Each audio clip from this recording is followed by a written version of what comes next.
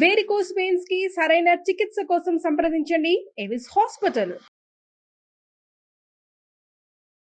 నమస్కారం. విష్ణు పురాణం 21వ రోజు భాగంలోకి వచ్చాం మనం.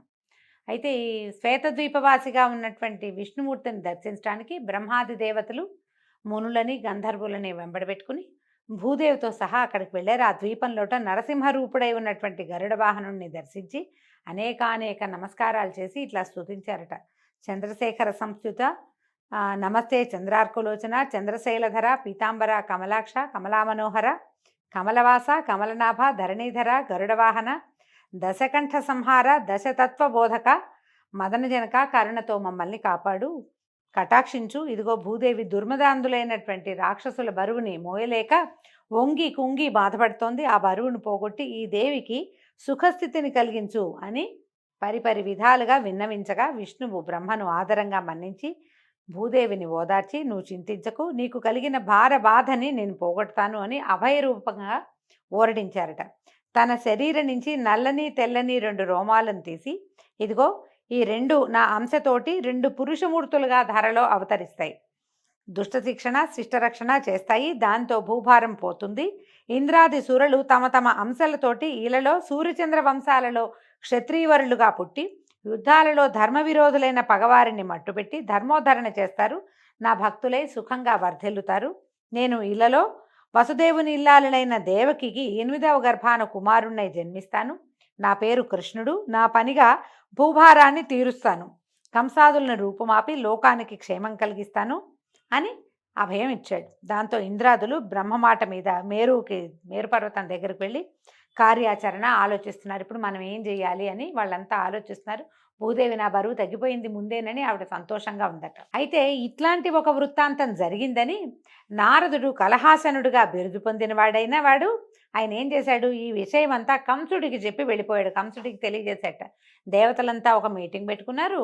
వాళ్ళంతా ఇట్లా ఆలోచిస్తున్నారు, విష్ణుమూర్తి భూమి మీద పుట్టబోతున్నాడు, ఆ పుట్టబోయేవాడు ఎక్కడో పుట్టడు, ఈ దేవికి మీ చెల్లెలకే పుట్టబోతున్నాడని ఈ వివరం అంతా చక్కగా తూచా తప్పకుండా అన్నీ అందించాడు. అందించేసరికల్లా ఈ వెంటనే కంసుడు చింతకి చితికి మతిపోయిన వాడిలాగా ప్రవర్తిస్తూ ఈ దేవకి వసుదేవుల్ని అంతకుముందు ఇంట్లో ఉంచాడు, ఇప్పుడు తీసుకెళ్లి కారాగారంలో పడేశాడు. ఇలా ఉండగా హిరణ్యకశిపుని కుమారులు 6 విష్ణుమాయ వల్ల వరుసగా దేవికి కన్న కొడుకులయ్యారు. మునుపు తన మాటగా తన అన్న ప్రకారమే వసుదేవుడు ఏం చేశాడు, వాళ్ళని ఒక్కొక్క పిల్లవాడు పుట్టినవాడిని పుట్టినట్టుగా తీసుకుపోయి కంసుడికి అందించేసరికల్లా ఆ దుర్మార్గుడు వాళ్ళని అట్లాగే సంహరించేశాడు. దేవకీదేవి 7వ గర్భం ధరించగా లోకమంతా ఆనందమయమైపోయింది. భూదేవికి వింత వికాసము విలాసము కలిగేట. 14 లోకాలు తమ తాలూకు విష్ణుభక్తిని ప్రకటించేశాయట. ఆ సమయంలో విష్ణువు దేవతలు వినేటట్టుగా యోగమాయతోటి ఇట్లా చెప్పాడట, భూభారం పోగొట్టడానికి ప్రయత్నం చేస్తున్నాము. నా తామస గుణ ప్రవృత్తితోటి ఇలవలపై పుట్టడానికి దేవకీ గర్భాన చేరి ఒకడు పెరుగుతున్నాడు. ఆ చిన్న పాపణ్ణి నువ్వు తీసుకుపోయి రేపల్లిలో నందుని సంరక్షణలో ఉన్నటువంటి వసుదేవుని జ్యేష్ఠపత్ని అయిన రోహిణీ గర్భాన చేర్చు. ఈ పని నరమానవుడికి తెలియకూడదు. కంసునికి భయపడి ఒదిగి ఉన్న దేవకి కడుపు దిగజారిపోయిందని అందరూ అనుకుంటారు. ఒక గర్భం నుంచి ఆకర్షించి ఇంకొక గర్భానికి చేర్చటం వల్ల ఆ శిశువుకి సంకర్షణుడనే పేరు గలవాడుగా జన్మిస్తాడు. వెండికొండలాగా తెల్లని మేనుతోటి జన్మిస్తాడు. ఈ విధంగా పెరిగి పెద్దవాడై భద్రంగా బలాతిశయంతో భాసిస్తూ బలభద్రుడిగా ప్రసిద్ధుడవుతాడు అని చెప్పాక ఇంకా చెప్తున్నాడు, వర్షాకాలంలో శుక్లపక్షాన అష్టమి నాడు అర్ధరాత్రిలో దేవకీదేవి పుత్రుడిగా జన్మిస్తాను. ఆ సమయంలో నువ్వు యశోద గర్భాన స్త్రీ శిశువుగా జన్మించు. నా శక్తి ప్రేరేపణ వల్ల వసుదేవుడు నన్ను అక్కడికి తీసుకొస్తాడు రేపల్లెకి. నన్ను యశోదాదేవి పక్కన ఉంచి నిన్ను తీసుకొచ్చి దేవికి అందిస్తాడు. ఆ తర్వాత ద్వారపాలకులని ఏడుపు విని వడివడిగా వెళ్ళి కంసుడికి చెప్పగా ఆ మూర్ఖుడు వస్తాడు, నిన్ను రాతి పలకపై పడేస్తాడు. వెంటనే నువ్వు పైకెగిరి అష్టభుజ శక్తిమూర్తివై ఇంద్రాది సురల జయజయధ్వానాలతో ఒప్పుతూ క్రమంగా శుంభాది దానవులను సంహరించే ఘనకార్యం చేసి ముల్లోకాలకు క్షేమం కరివవుతావు. నానా స్థానాలలోనూ భూతి సన్మతి క్షాంతి వృద్ధి ధృతి లజ్జా పుష్టి రుష నీతి ప్రశ్రయ ఆర్య దుర్గా దేవగర్భ అంబిక భద్రకాళి భద్రక్షమ క్షేమంకరి అనే పేర్లతోటి ప్రాతకాలమందు అపరాహ్నములందు తర్వాత భక్తిభరిత హృదయాలలో హృదయాలతోటి నరులు మానవులు అందరూ సురమాంస ఉపాహారాలు సమర్పిస్తూ నిన్ను ఆరాధించే వారికి ఈ అభీష్ట ఫలదాయినిగా ఉంటావు నువ్వు. ఇక వెళ్ళి ఈ ప్రయత్నం చెయ్యి అంటే ఈమె తర్వాత చేయవలసిన కార్యక్రమం అంతా చెప్పేశాడు. చెప్పగానే యోగ నిద్ర యోగమాయ వెళ్ళి దేవకీ గర్భాన శేషమూర్తిగా ఉన్నటువంటి శిశువును కొనిపోయి అతిరహస్యంగా రోహిణీ గర్భంలో ఉంచింది. కంసుని వల్ల భయపడటం వల్ల దేవకికి గర్భస్రావం అయిందని ఇక్కడంతా చింతించారు. సప్తమ గర్భం 7వ గర్భం స్రావం అయిపోయింది. ఇంకా 8వ గర్భానికి వీళ్ళు ఎదురు చూస్తున్నారనమాట. తర్వాత వసుదేవుని పుణ్యం వల్ల విష్ణుదేవుని మహిమ చేత దేవకీదేవి గర్భవతి అయింది. ఇది అష్టమ గర్భం. పరమ పావనమని జగమంతా స్తుతించింది. సకల లోకాలకు తండ్రిగా సంరక్షకుడుగా విరాజిల్లుతున్నటువంటి కమలా మనోహరుడు దేవకీ గర్భాన అర్భకుడై పుట్టడం జీవలోక సంరక్షణ కర్తవ్యం కదా. ఆయన ఏంటంటే ఆయన ఎందుకు పుట్టాడు? కేవలం దీన్ని రక్షించడం కోసం మాత్రమే, ఇంకా వేరే ఏ కారణమూ లేదు. శ్రీ మహావిష్ణువు ఇక్కడ పుట్టిన సమయం నందే అక్కడ రేపల్లిలో యోగ నిద్ర నందుని ఇల్లాలైన యశోద గర్భాన అవతరించింది. శ్రావణ మాసంలో ఈ పద్మాక్షుడు జన్మించిన సమయమందు గ్రహాలు వక్రగతి విడిచి రుజుగతిగా ఉన్నాయి. కృష్ణ జనన సమయమందు దేవకి సూర్యోదయంతో తూర్పు దిక్కులాగా తెల్లగా భాషించింది. ఆమె తేజస్సు చూసి చూడలేని వారైన ఇంద్రాదులు ఆకాశాన్నించి ఇట్లా అన్నారట, లోకాలన్నీ తన కడుపులో ఉంచుకున్న ఆది విష్ణువు ఇప్పుడు నీ గర్భాన్ని చేరాడు, నీవిప్పుడు జగన్మాతవవుతున్నావు. పరమపురుషుడు పుట్టే సమయంలో నీకు ఏ ప్రసవ సంబంధమైన ఏ బాధ లేకపోవుగా కానీ అనేక విధములైన మంగళవాక్కులు పలికారట. ఆ సమయంలో నల్లని మేను, పున్నమి నాటి చందమామను పోలిన మోము, విశాలమైన వక్షంపై మచ్చ, తెల్లని తామరల్లాంటి విశాలమైన నేత్రాలు, కరుణను స్ఫురించే చూపులు, నడుమున పచ్చని పట్టుపంచ, మోకాళ్ల వరపు నిడుపుగా ఉన్న 4 చేతులు కలవాడైనటువంటి లోకాలని పరిపాలించే పరమపురుషుడు బాలుడై దేవకి గర్భం నుంచి ఉదయించాడు. పరమాత్మ చతుర్భుజుడయే జన్మించాడని చెప్తున్నారు. సకల భువన రక్షకుడైన పుండరీకాక్షుడు శంఖచక్ర గదాభయహస్తుడై పుట్టిన సమయంలో అన్ని లోకాలు ఆనందభరితాలైనాయి. సాధుజనులు సంతుష్టులయ్యారు. చల్లని గాలులు వీచాయి. యమున మొదలైన నదులు అత్యంత ప్రశాంతంగా ప్రవహించాయి. సముద్రాలు ఉప్పొంగాయి. గంధర్వుల పాటలు అప్సరల ఆటలు ముచ్చటగా వినవచ్చాయి. దేవతలు పుష్పవృష్టి కురిపించి దివ్య దుందుబులు మ్రోగించారు. యజ్ఞాలు సలక్షణంగా వెలిగే అగ్నులతోటి భాషించాయి. మేఘాలు మెల్లగా ఉరిమి చల్లగా వర్షించాయి. ఆ సమయంలో దేవకీ వసుదేవులు ఆ దివ్యమూర్తి యొక్క మహిమను చూసి అమితాశ్చర్యానందాలతోటి మొక్కి ఇలా అన్నారు, దేవా హరి సకలలోక సంస్తుత్య, సకల జగన్నాథ శ్రీనాథ భూనాథ, నీవు మా బిడ్డవై జన్మించడం నిజంగా మా అదృష్టం. నీ తేజస్సు చూసి కంసుడు వచ్చి అదరి బెదరి మమ్ము బాధిస్తాడు కనుక ఈ రూపం విడిచి సామాన్య మానవ రూపంతో శిశువుగా ఉండు నాయనా అని ప్రార్థిస్తే హరివారిని కరుణించి భయపడకండి, వాడి చలం బలం హరించడానికే నేను ఇలా మీ బిడ్డనే అవతరించాను అని తన అసామాన్యమైన రూపాన్ని ఉపసంహరించుకుని సామాన్య మానవ శిశువుగా కనిపించాడట. తర్వాత వసుదేవుడు ఆ బాలుని తీసుకొని బయలుదేరాడు. చెరసాల నుంచి బయటకు వచ్చాడు. సమయం నడిరేయి. ఆ దేవుని మాయాప్రభావం వల్ల నగరంలోనే కాక చెట్లపై ఉన్న పక్షులు కూడా గాఢ నిద్రా పరవశలు అయిపోయినాయి. చెరసాల ముందున్న భటులు, రాత్రి నగర వీధుల్లో తిరిగే రక్షక భటులు, కోటలో కాపున్న కొలువుకాండ్రు అందరూ గాఢ నిద్రా పరవశులయ్యారు. వసుదేవుడు వెలుపలికి వస్తున్నప్పుడు తాళాలు గడియలు వాటంతటా అవే విడిపోయాయి. సర్వము విష్ణుమయంగా విష్ణుమాయామోహితంగా ఉంది. ఆ సమయంలో దట్టంగా మెరుపులతో ఉరుములతో మింటికి కంటికి ఏకధారగా గాలివాయన కురవటం మొదలుపెట్టింది.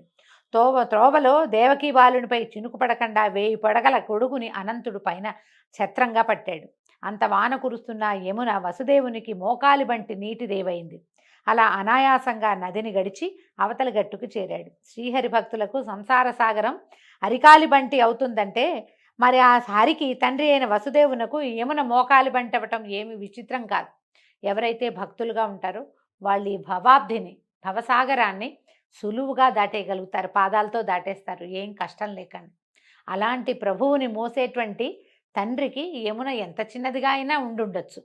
ఆ జడివానలో అంధకార బంధురమైన ప్రకృతి తోడుగా వసుదేవుడు ముందుకు వెళ్తూ యమునను దాటి స్నానాల రేవు వద్ద నందాదులను కొంచెం దూరంలో చూశాడు. వాళ్ళంతా పన్ను చెల్లించడానికి కంసుడి వద్దకు వెళ్తున్నాడట. తన సమాచారం వారికి చెప్పడం ఆ సమయంలో తగదని చూసి చూడనట్టుగా చాటుమాటుగా నడిచి రేపల్లెలోకి ప్రవేశించాడు. నందుడు నగరంలో లేడు. వాళ్ళంతా తెల్లవారుజామునే రాత్రి లేచి నడిచి మధురా నగరానికి వస్తున్నారనమాట. అలాగే నందుని మందిరానికి వెళ్ళాడు. ఆ సమయంలో దుర్భరమైన ప్రసవ వేదనతో యోగ నిద్రా మహిమ చేత మైమరచి తనకు పుత్రికా జననమైందనే విషయం కూడా తెలియక యశోద నిద్రాముద్రితంగా ఉంది. వసుదేవుడు మెల్లమెల్లగా లోనికి నడిచి వెళ్ళి ఆ ఆడబిడ్డను తీసుకుని తన కుమారుని అక్కడ ఉంచి వెలపలకు వచ్చాడు. రేపల్లెలో ఆ చీకటి రేయిని తెలివిగా ఉందనిలేం. ఆ చీకటి రేపల్లెలో ఎవ్వరూ తెలివిగా లేరు. రేపల్లంతా నిద్ర ముద్రలోనే ఉంది. నేను నందుని ఇంట్లో నుంచి శిశువుని ఉంచి బయటికి వచ్చిన వసుదేవుడు వెనుదిరిగి మళ్ళీ యమునను దాటి చెరసాలలో ప్రవేశించాడు. శాలలో ప్రవేశించంగానే చెరసాలలోకి వెళ్ళగానే ఈ కుమార్తెకే ఉమ్మని ఏడ్చిందట చంటిబిడ్డ. అంతలో కావలి వారు లేచి లోపలికి వచ్చి చూశారు. బిరబిరా కంసుని వద్దకు పోయి దేవకీదేవి ప్రసవించినట్లు చెప్పారు. ఆ మాట విని కంసుడు నిప్పు తొక్కినట్టుగా ఉరికి వచ్చి గండు పిల్లిలాగా పురిటింట్లో దూరాడట. లోపలికి వచ్చేసాడు. పురిటింట్లోకి సాధారణంగా పురుషులు రాకూడదన్న నియమం ఉంటుంది. ఈయన పురిట్లో ఇంచే పసిబిడ్డల్ని చంపటం మొదలుపెట్టాడు. ఈ ఆఖరి శిశువు, ఈ అష్టమ గర్భం తన ప్రాణాలకి హాని కలిగిస్తుందని తెలిసి ఇంకా వసుదేవుడే శిశువుని తెచ్చిచ్చేదాకా ఆగలేదట కంసుడు.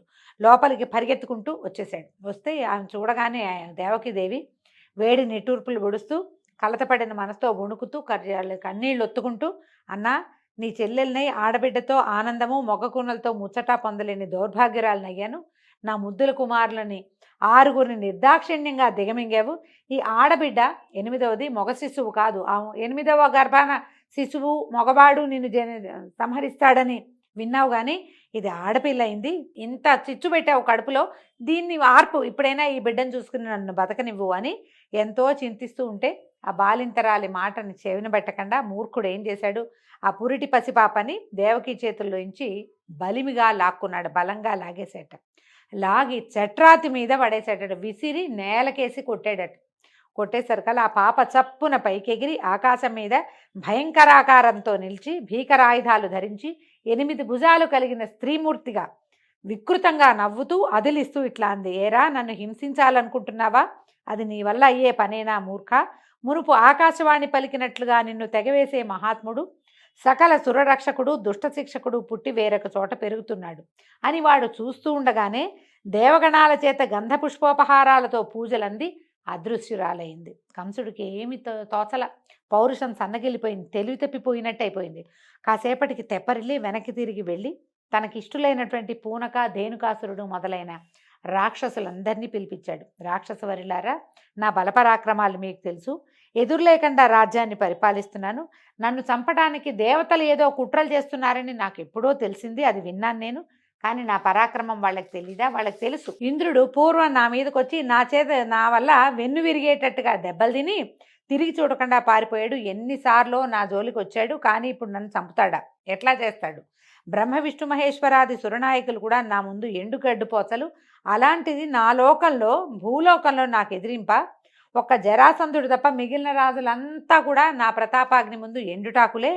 ఇక ప్రస్తుతం ఏంటంటే, మా దేవకి కన్నా ఆడుబిడ్డ ఏం చెప్పింది? నన్ను చంపటానికి దేవుడట ఎక్కడో పెరుగుతున్నాడట.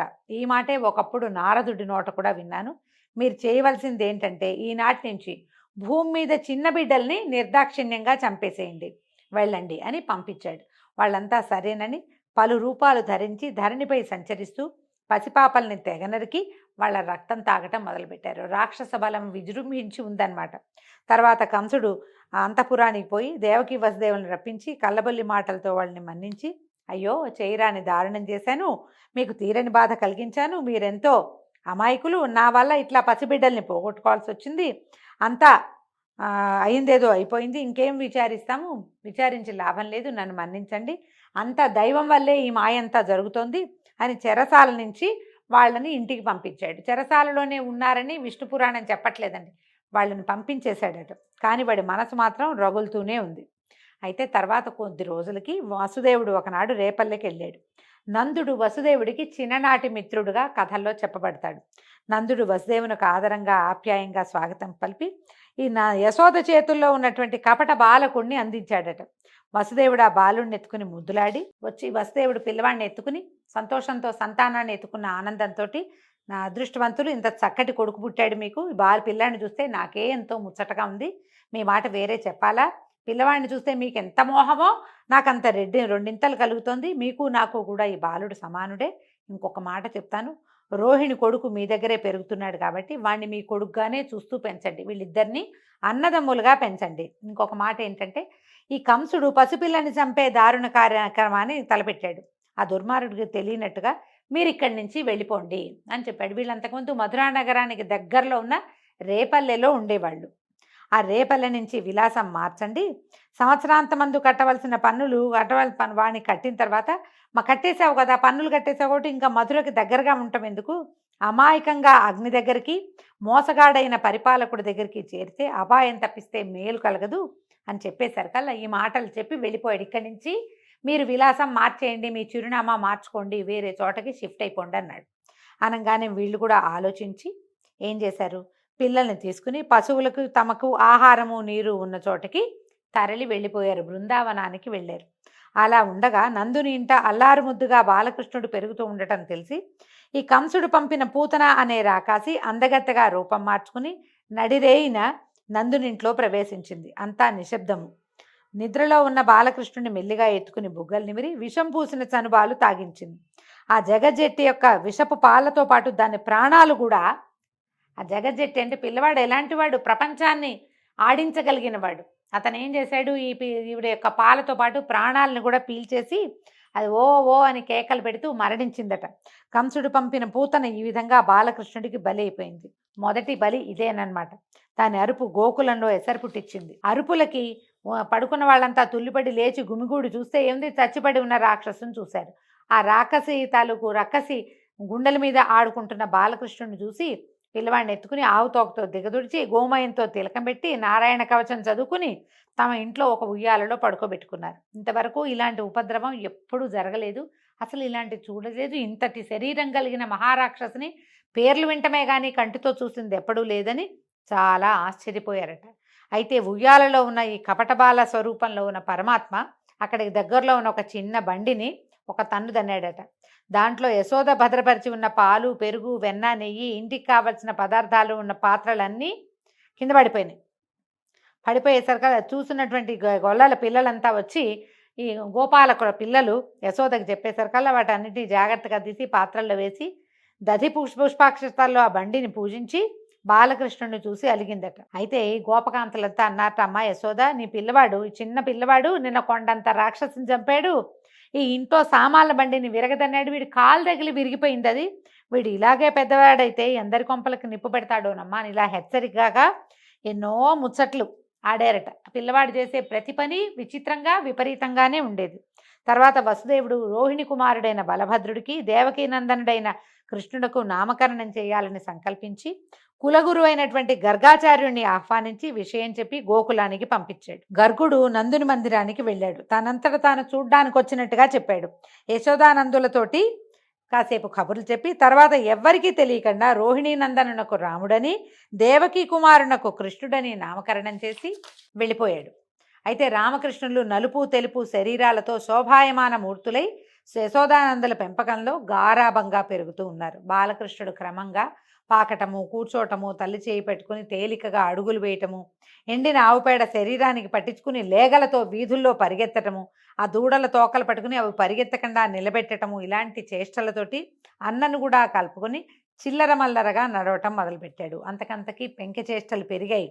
ఇరుగు పొరుగు ఇళ్లలో దూరి ఆ ఇళ్లాళ్లకు కనపడకుండా వాళ్ళు ఉట్టిపై పెట్టిన పాలు వెన్న ఆరగిస్తూ దగ్గరికి వచ్చిన చిన్న చిన్న పిల్లల మూతులకు రాసి పెరటిదారిన పారిపోతూ, మరికొందరి ఇళ్లలో మరుగుతున్న పాలకుండలలో కుండల్ని కవ్వంతోటి పగలగొట్టి పారిపోవటం, అటు ఇటుగా ఉన్న వాళ్ళు జవరాండ్రు దగ్గరికి రాగానే తుర్రున్న తూనీగలాగా ఎగిరి గంతులు వేసి తల్లి వద్దకు వచ్చి ఏమీ ఎరగనట్టుగా ఆమె అడ్డాలలో కూర్చుని ముద్దులు కూడవటము, ఇట్లా బాలగోపాలుని శైశవ చేష్టలు అనంతంగా సాగేవి.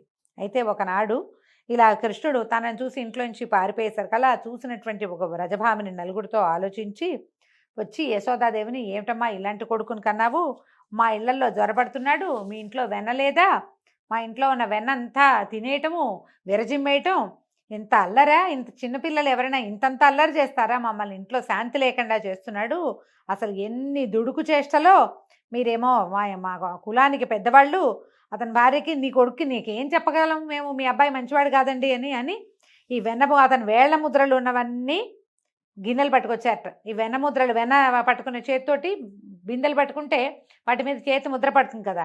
ఈవిడ ఏం చేసింది, ఆ ముద్రలు బిందెల మీద ఉన్నవి, బుంగల మీద ఉన్నవి అన్నీ పోల్చి చూసి కేకలేసింది కుమారుణ్ణి. మన ఇంట్లో ఇన్ని సమృద్ధిగా పదార్థాలు ఉంటే నువ్వు ఇతరుల ఇళ్లలోకి ఎందుకు వెళ్తావు, ఇలాంటి పనులు చేయొచ్చా, ఇంట్లో ఉన్నట్టే ఉండి ఇలాంటి పనులు చేస్తావేమిట్రా నాయనా అని ఆవిడ కుమారుణ్ణి పరిపరి విధాలుగా కేకలు వేసి నచ్చజెప్పడానికి ప్రయత్నం చేస్తూ ఉండేది. ఈ బాల్య జ్యేష్ఠలతోటి ఈ గోకులాన్ని అంతటినీ ఒక కొలిక్కి తీసుకొస్తున్నటువంటి కృష్ణ చేష్టలతోటి ఈరోజు భాగం సమాప్తం అండి. మరిన్ని కృష్ణ లీలలతోటి రేపు ఉదయం కలుసుకుందాము. నమస్కారం.